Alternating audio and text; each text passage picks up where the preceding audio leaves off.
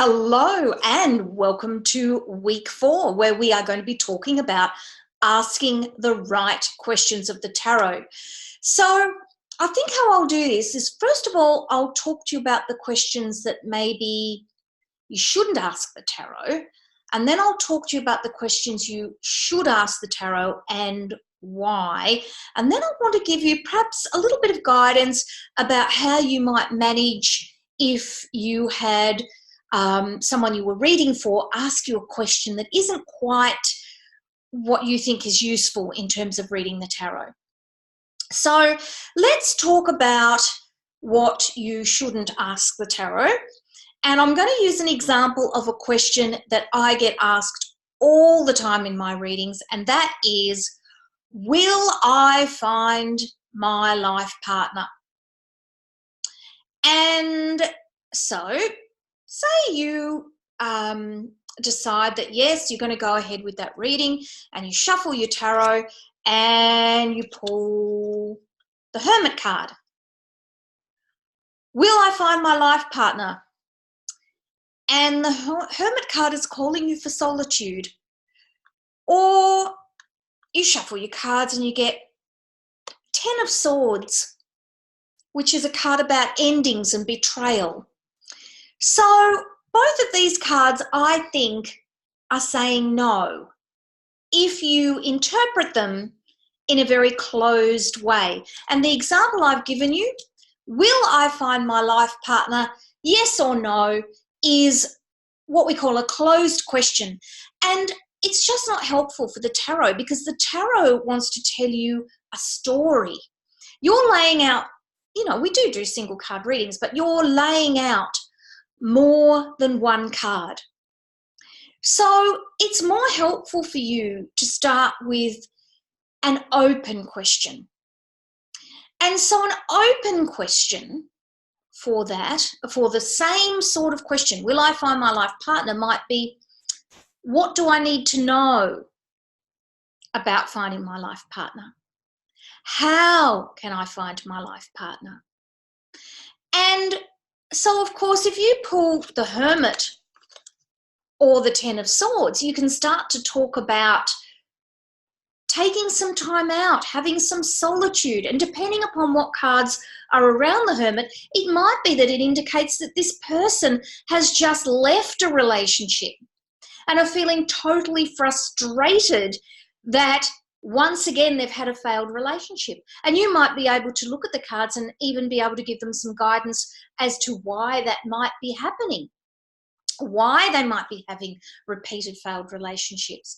If you're looking at the Ten of Swords, you're going to start to talk to them about nasty endings or the possibility of nasty endings. So you can see how asking the right sort of question is going to open up your reading so much more and enable you to empower your client. I like to move away from yes-no questions, because I often find people who come to me for a tarot reading who want a yes-no question, will I or won't I, are asking me to tell them how it's going to be. And it really worries me on two levels. First of all, often people who are in that space, they don't have a lot of self-confidence. And when they don't have a lot of self-confidence, I just become another person telling them that how it's going to be, particularly if they've been in an abusive relationship. And of course, I'm hypersensitive to that because my background is in working as a relationships therapist and working in family violence. So it's really important to think about how you're going to ask the tarot question. Now, you can watch lots of YouTube videos, there's articles on the web about how to ask the tarot yes-no questions. And some people, that's what they specialize in doing, is asking the tarot, should I or shouldn't I? But to me, it just misses the fullness of what the tarot can offer you in terms of the way you ask the question. And if you get a feeling as you're speaking to this person that the person that they're going to meet is just around the corner, of course you can mention that to them. Or if you think that they might need to do some more personal work before they meet someone, of course you can tell them. Timing in the tarot is another very complex topic that I'm not going to touch on today, but you can get timing in tarot cards, depending on what's laid out in front of you.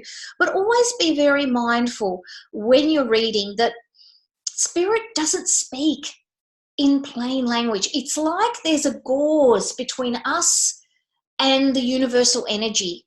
And so as the messages come through, they can get a little bit distorted. And that's why we need to be so tuned into ourselves to get that accurate message and tell the person we're reading for, or for ourselves to be able to get that message that we need to hear.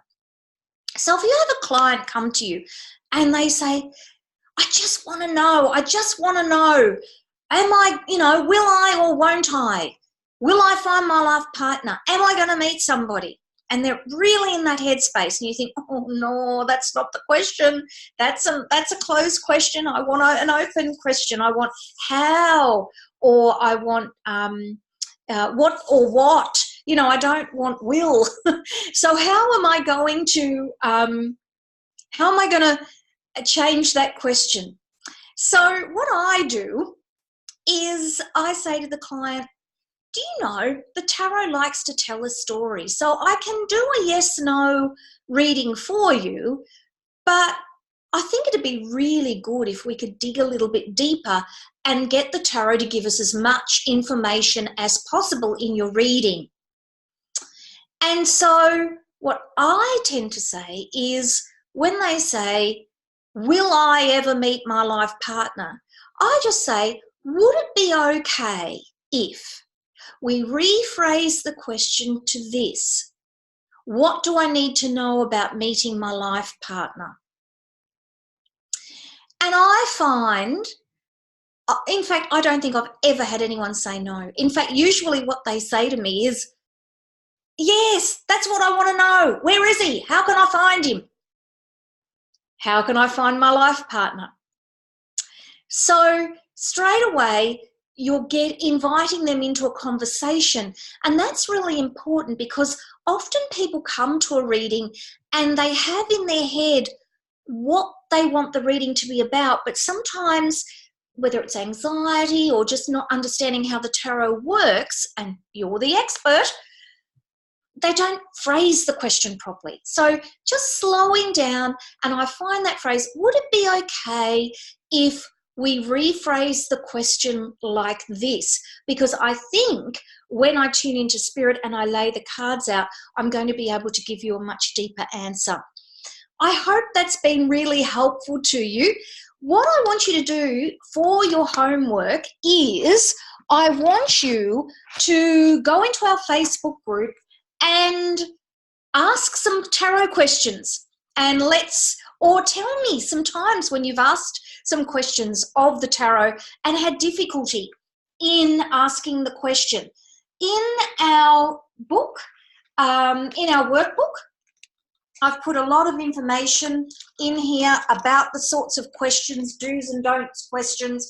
And then I've just got a simple worksheet where you can brainstorm some tarot questions of your own in the workbook. We're actually going to be doing some deeper work on the workbook coming up in the next 2 weeks. So please make sure you watch the videos that go with those lessons. We're going to be looking at telling the story in the cards and also calculating your birth card. So pop over to the Facebook group. Make sure you use the link to go to the dedicated post, because that way I'll see your questions and I can answer them, and other people who are in the course can see your questions and they can answer them too. Have a wonderful, wonderful week. I do hope you're finding the course helpful, and I will see you next week, where we look at really tapping into our intuition and telling the story in the cards. Take care, everybody. Bye-bye.